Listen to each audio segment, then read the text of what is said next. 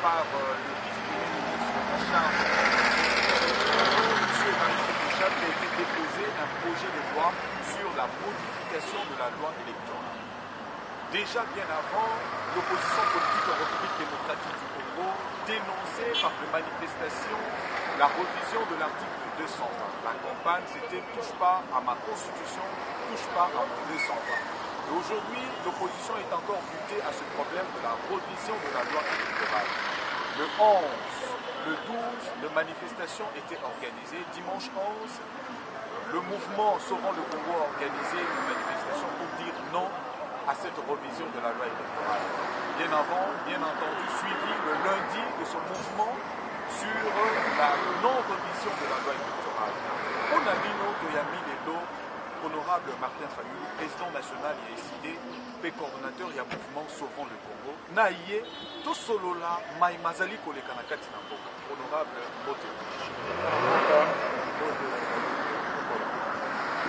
Tout banda Nikambonano etalaki révision de la constitution. Botelemeli yango, lelo oyo pona likambo wana, touche pas à ma constitution, touche pas à mon 220. Bosuka na yango wapi. Yango tokota na likambo ebimeli bino mosusu. Roland ozali mpenza nzela. Ndenge ouzi koloba, touche pas à mon 220, pas de présidence à vie en RDC. Mais okili ngai bozali wapi. Mais tozali epai yango. Omoni ke M. Kabila, M. Bochab, M. Minaku bakoki lisusu te. Bakoki te likambo oyo ya constitution. Bochab akomi lettre, akomi livre, pardon. Oh, tokangi yango. Tokoki kosala campagne wana, tosinise ba pétition. Touche pas mon 220, pas de présidence à vie. Topeti tangwa bana mboka bayoki, batelemeli Kabila na bakamarade na ye. Ntango batelemeli ye sikoyo balobi ah kosala ndenge nini, ya système à jeu soluka eloko mosusu ya kosala. Eloko ya kosala bango balukaki basala boye moyen te, basala boye moyen te, basali ebele na kotanga yango awa te. Sikoyo ebele lokola tobana na baélection locale, tosala baélection locale bazwi malumalo abineke tokende na baélection locale mpo baélection locale wana lokola Congo eza monene ekozwa biso temps ebele tokosala glissement, c'est-à-dire élection présidentielle na 2016 ekosalema te. Soki bobandi balokale sikoyo tobare yango, tokangi yango, tosali campagne, tosali makambo tolobi na bana mboka élection locale ekosalema te. Élection locale moto akosala yango gouvernement légitime awa na Congo. Basuki sikoyo nini baye koloba toza na ouverture moko toloba ke il faut recensement esalema po toyeba bana ya mboka tozali poni, po toyeba makambo ezoleka na mboka, tosala recensement wana sikoyo lokola na Sun City balobaka ke avant tosala baélection tokende na barecensement sikoyo tokozwa raison na yango. Lokola mpe Tshisekedi alobaki na bato mingi opposition balobaki il faut recensement esala, tokozwa bango na sens wana, tokozwa prétexte ke bango moko basengaki recensement. Mais oui, mais recensement tosengaka tolobaki recensement. Sikoyo na recensement wana bango basali te. Toye koyoka na tolobi ke lokola recensement esalemi te, tokende sikoyo na loi électorale et tokende sikoyo na enrôlement. Tozwi mobeko ya l'État. Loi, nous avons une loi sur les opérations d'enrôlement, la loi sur l'enrôlement des électeurs. Donc, c'est qui m'a cambié le recensement.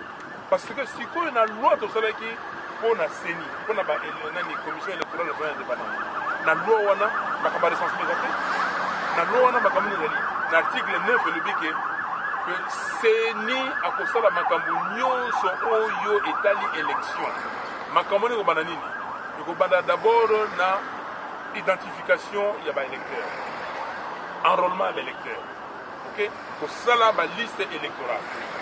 Pour ça la opération nyonso liée na vote, c'est ba urne, ba bulletin de vote, opération proprement dite il y a vote, pour le donc tiens, il casse ça, la carte il y a une et puis dépouillement ti na ba publication des résultats provisoires.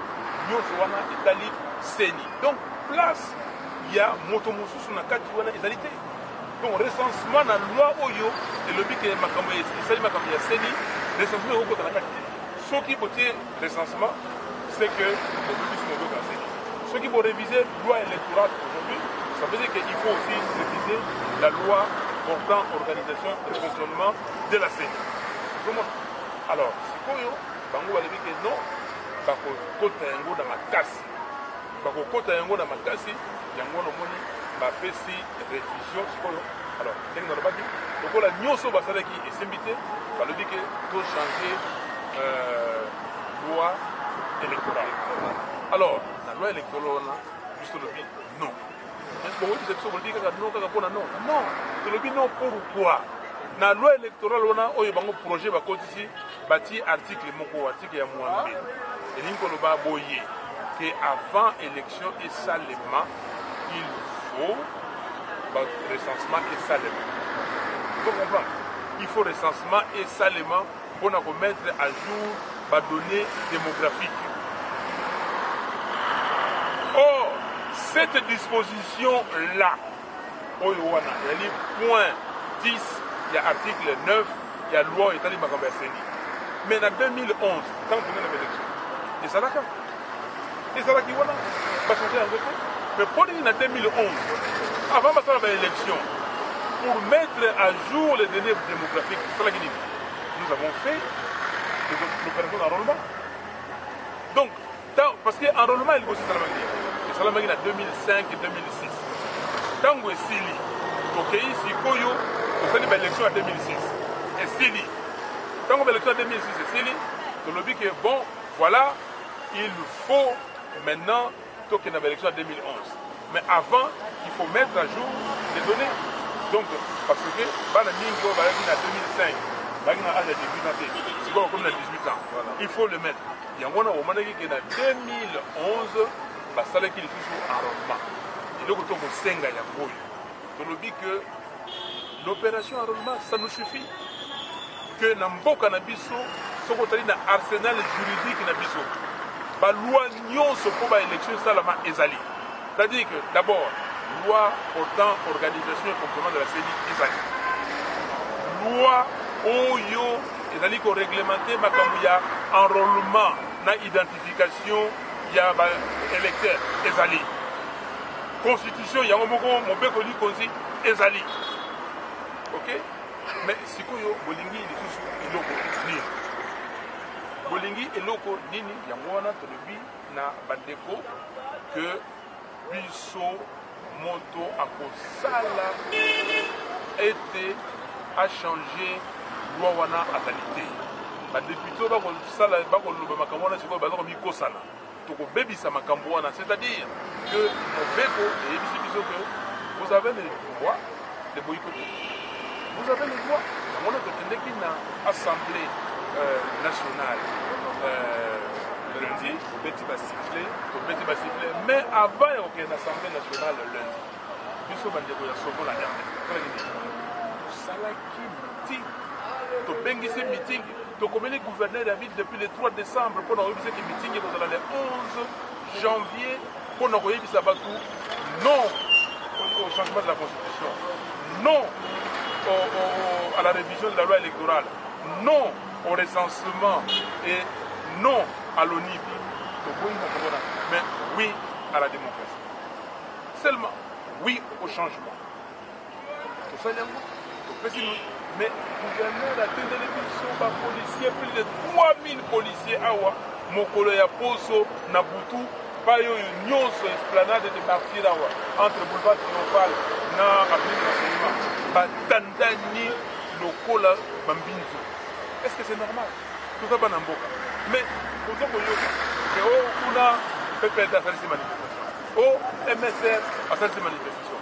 mais pourquoi bakoencadre te pourquoi baza kotika bango baza kobanga oyo ya biso mais monsieur mende nakotune motu alobaki ntango tosalaki émission na kosala publicité te mais na RFI alobaki que Fayoulou est incapable de réunir 3000 personnes il avait dit ça mais sikoyo eza kotuna bango mais alors sikoyo bango lokola babaki aza incapable de réunir 3000 personnes donc il y a 3000 personnes qui vont venir là-bas c'est que bino motu moko policier moko corps à corps na motu moko yango batie plus de 3000 policiers.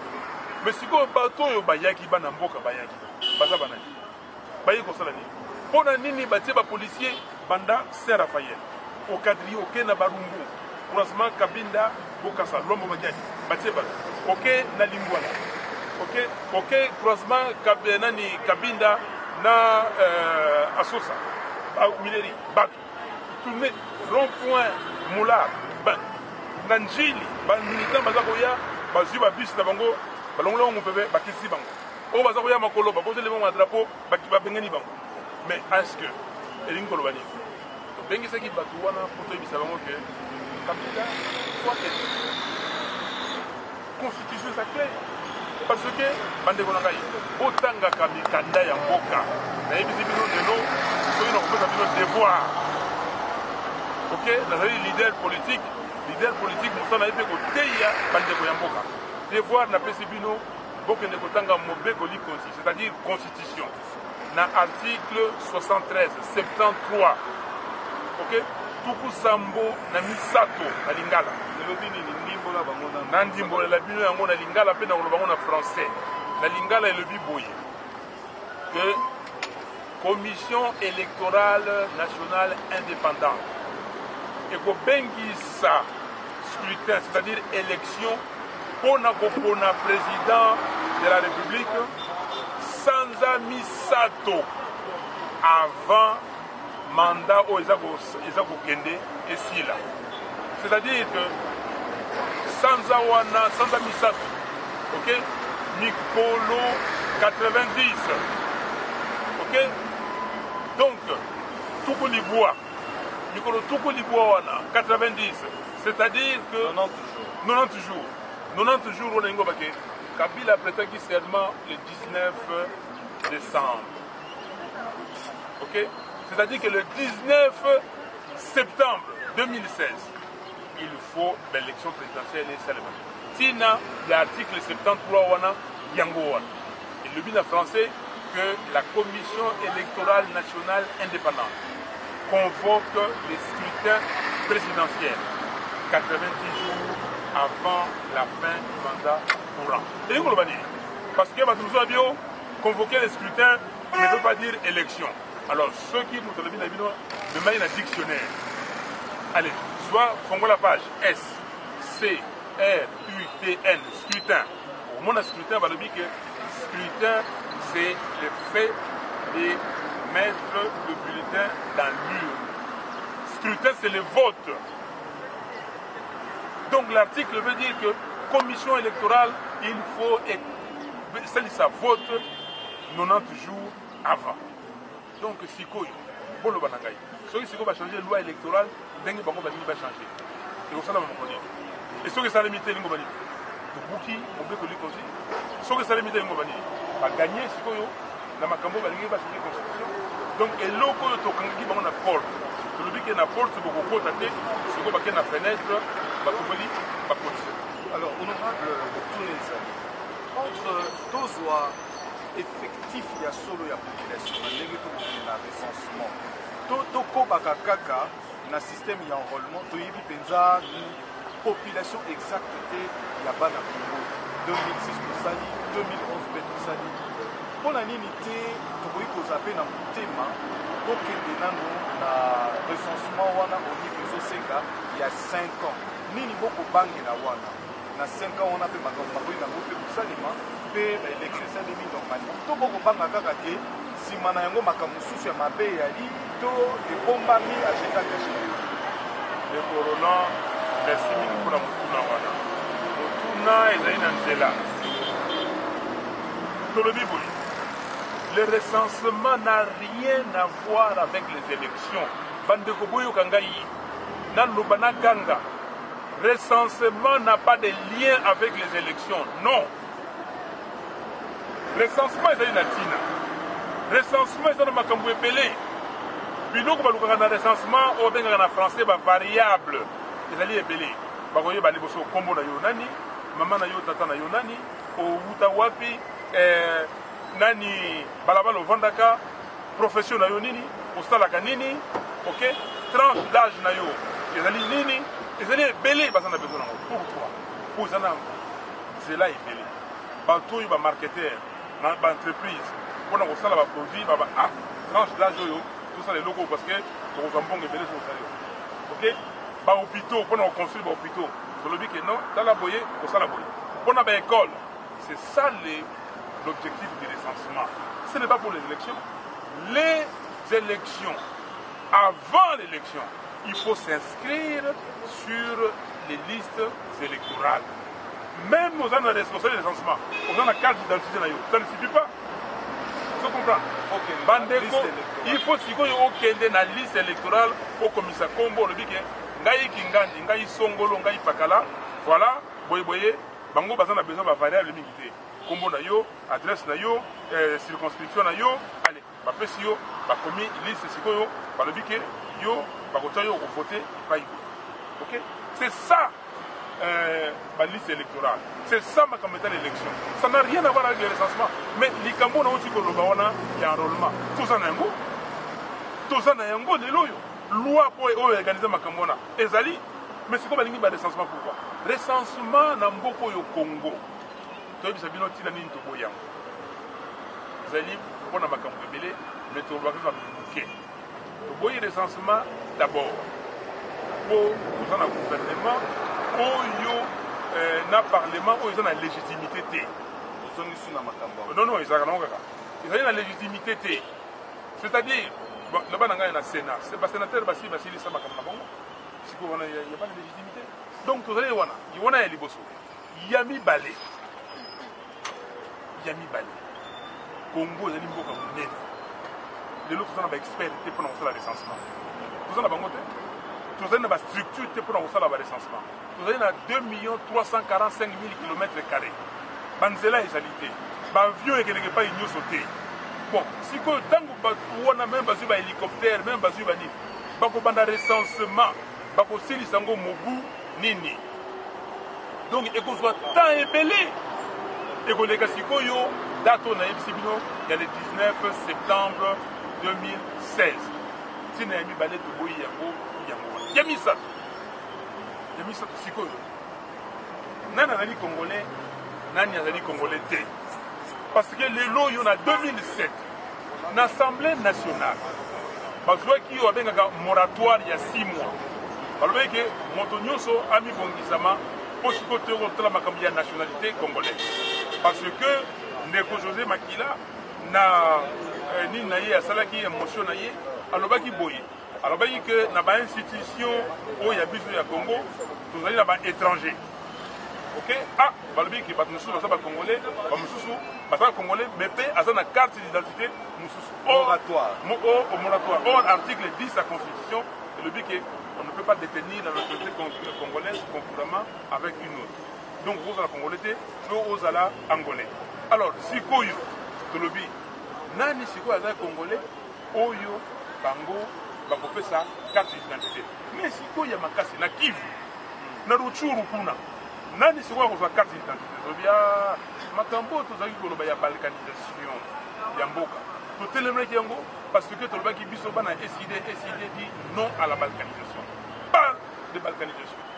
Si Koyo, porte Kangami, Balingi Bazonga na fenêtre, Bakot Baya na fenêtre, Bakota, Pona, l'hôpital Moutou, Nyoso Yaningi, à cause de la carte, Nyoso, au bazar de la frontière, au Balingi. Alors, tant que Bakoya est belé, Balingi, Biso Awa, Tosengi, référendum, il y a autodétermination. Surtout na Kivu. Ok? Tosengi, référendum, il y a autodétermination. Dans la carte parce que la carte d'identité nationale, il y a un Congolais. Donc voilà, si nous avons et le Rwanda, le but est recensement pour ça de ma lobby. Pour la Congolais, c'est qu'il y a un marketeur, la ligne, l'industrie, l'étude, pour la élection, mais il faut seulement mon polo, l'institution, il y a Congo, et vous avez une légitimité pleine. Voilà, honorable, comme il péné, message ni ya sous pour ça, nous sommes là. Message na ba Congolais là liboso pour boycotter makambo ya recensement. Pour boycotter. Message na ba Congolais et libalé ezali ya liboso na banda parce que recensement ya liboso ezali pour ça la vigilance makambo ya changement ou révision ya loi électorale et ça les matin. Yango wana toujours ko bengisa bino nyonso.